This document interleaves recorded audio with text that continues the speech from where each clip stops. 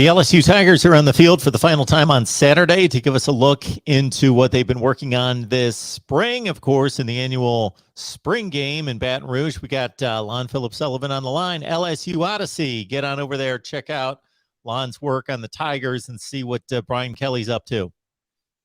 Hey, Lon, how's it going? Thanks, Mark. Thanks. What's up? What's up? Of How you course. doing? Doing well. I am doing well. And so we got a spring game to tend to. Let's get through some of these personnel moves. Corey Kiner gained 324 yards on the ground, second on the team, but he entered the transfer portal, and he is going to be playing for the Bearcats of Cincinnati. So do you think that's a pretty substantial loss? Do you think there's any particular reason why Kiner chose to move on? Well, from a source as close can be, told me he just wasn't happy and hadn't been happy for a while. And that's really sad to hear that.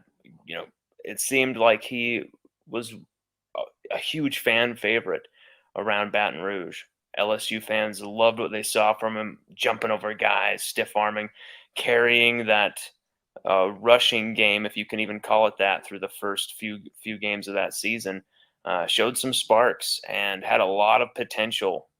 And he's going to Cincinnati so he can break out. He has the chance to start at a premier program with Luke Fickell, a program who went after him hardcore as well on the recruiting trail, going back home where his family is in Cincy. And I think he's also sensing, with the high ankle sprain, he's sensing the rise of John Emery Jr. He's sensing Noah Cain coming as well in about a month. The arrival of Noah Cain, who coming onto campus is I think he would be the most experienced and productive running back in almost every category except for like yards per rush. It was. So you've got all of those factors there. You got Josh Williams, Trey Bradford, Armani Goodwin running the ball well. So I guess Corey said, this is my chance to go and to try and break out this season. I don't want to wait another year or maybe even 2 years coming up here. So, the running back room just got crowded, and Corey, combined with that and just feeling dissatisfied, maybe he decided to go to greener pastures. And you know what? I wish him nothing but the best. Corey's awesome. Great family as well. I wish him nothing but the best.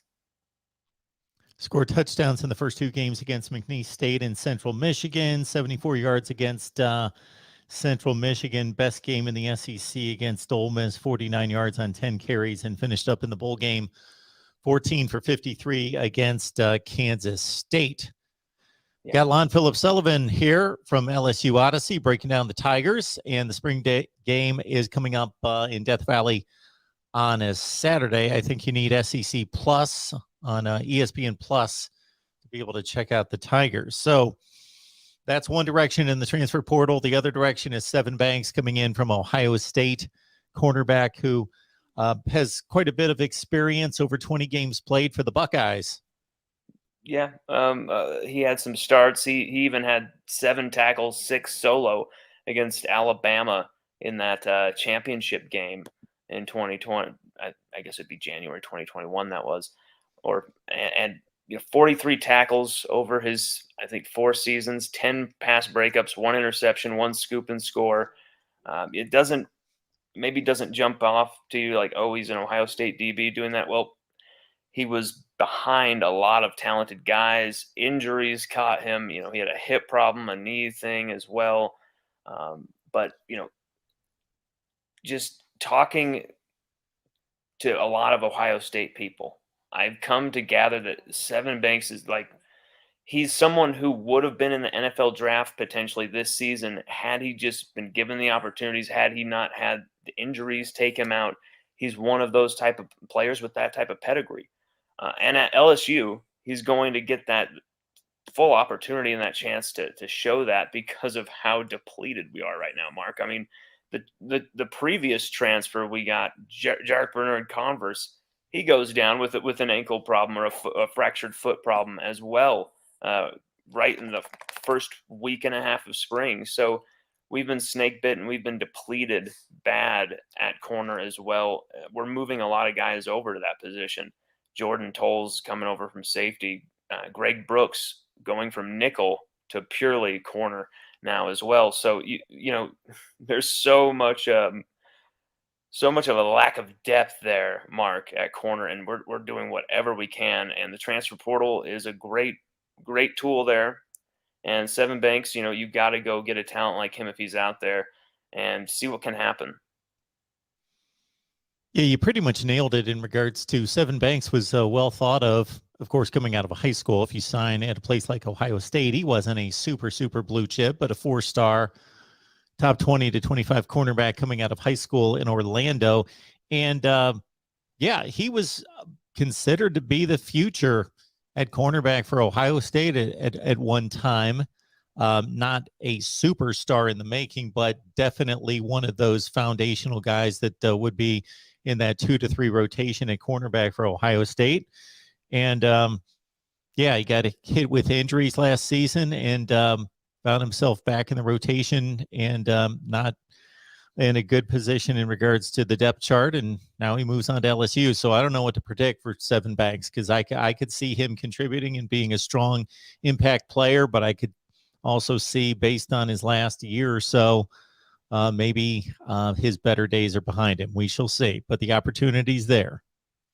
Absolutely. It's just the opportunities there. What will he make of that?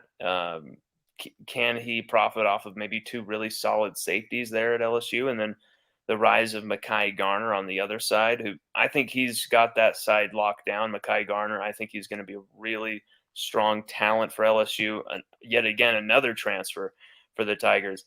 But as for that other side, it's wide open. Now, in regards to player acquisition in the 2023 class, Ryan Yates would be the latest safety at 6'1", 175.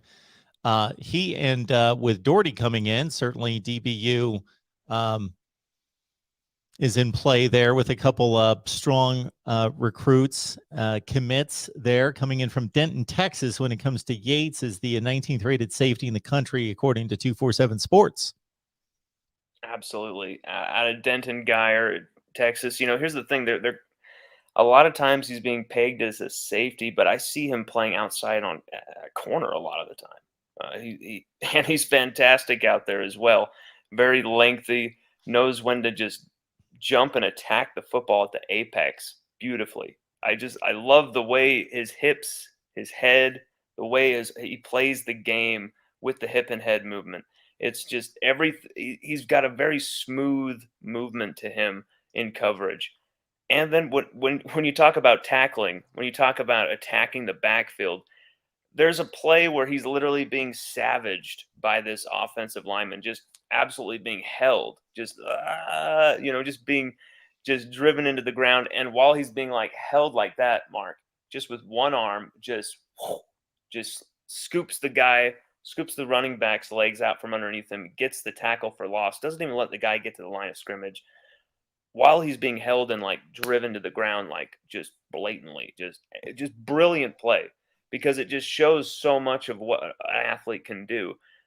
It shows their mental toughness, the ability to go head to head against an offensive lineman and beat them so badly that they had to drive you into the ground. It just shows everything about him. Ryan Yates is someone that Brian Kelly and Kerry Cooks were recruiting like crazy at Notre Dame, Mark. They were going after him for years. And Brian Kelly said, "We will do whatever it takes to get you." And then he reoffered again once they, took over at LSU. And Brian Kelly reiterated the same thing. "We will do whatever it takes to get you." Brought Ryan and his family in for a visit. And Ryan Yates was absolutely sold. And Kerry Cooks took the lead definitely on that recruiting trip there, the safeties coach for LSU. And, DBU, there's been a lot of talk about DBU being dead and losing all those guys. And, but there's every opportunity, every chance for this new blood, as well as the freshmen and the sophomores coming in, to really shine and take over in 2022 and rebrand that thing for the future.